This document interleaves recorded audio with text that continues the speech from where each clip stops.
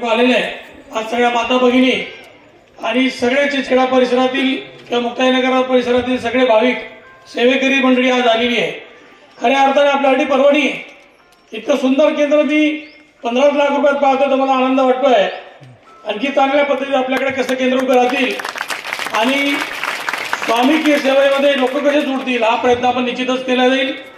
येणाऱ्या काळामध्ये आज कुठेतरी आपलं सेवा कमी पडली तर आज आबासाहेब येऊ शकले नाही असं म्हणायला हरकत नाही. पण येणाऱ्या काळामध्ये स्वतःच माऊली गुरुमाऊलीने येण्याचे मला वचन दिलेलं आहे. मुक्ताईनगरचं आपण केंद्राचे ते करतोय 1.5 करोड रुपयाचं ते भूमिपूजन त्यांच्या हातूनच करू आणि आपल्याला सगळ्यांना स्वामी आशीर्वादाने अतिशय निरोगी आणि चांगला आयुष्य मिळो एवढी विनंती करतो आणि थांबतो. जय हिंद जय महाराष्ट्र.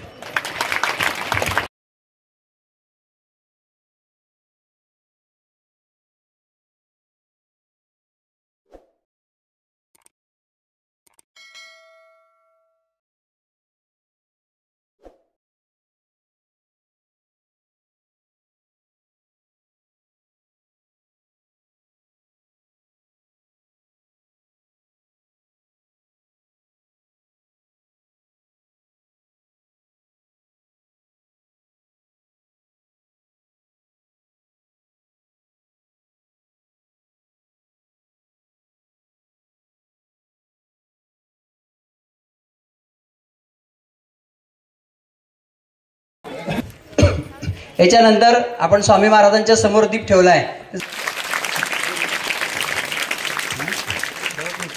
जय मुक्ताई. आमदार चंद्रकांत पाटील यांच्या शुभ हस्ते चिंचखेडा बुद्रुक येथे श्री स्वामी समर्थ केंद्राचा लोकार्पण. परत एकदा पुऱ्या विभागात पुढे सरकण्यासाठी बुद्रुक येथे आमदार साहेबांच्या हातून दीप प्रज्वलन झालाय. म्हणजे शुभ कार्याची सुरुवात परत झाली आहे. आपल्या अपेक्षा आहेतच पण त्यांचा देखील गुरुमाऊलींना तेवढं समर्पण आहे.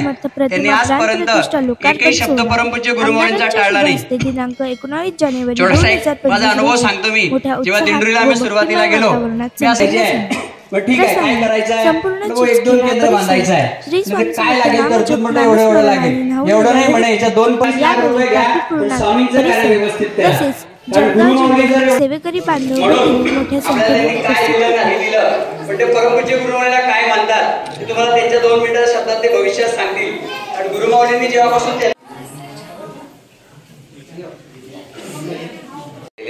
आणि आपण सेफ्ट झालो याप्रमाणे.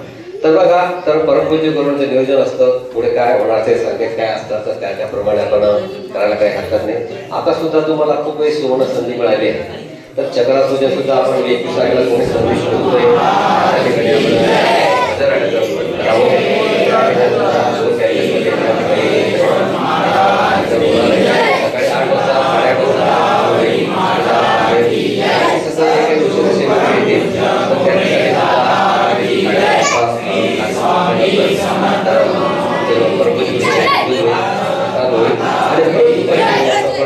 वाजता 8:30 राहून घ्याल की आम्हाला सेवा करायला मिळाली नाही याप्रमाणे. तर त्याप्रमाणे आपण प्रत्येकाने किट सुद्धा घेण्याचं करावं आणि त्या हजर राहू त्याप्रमाणे.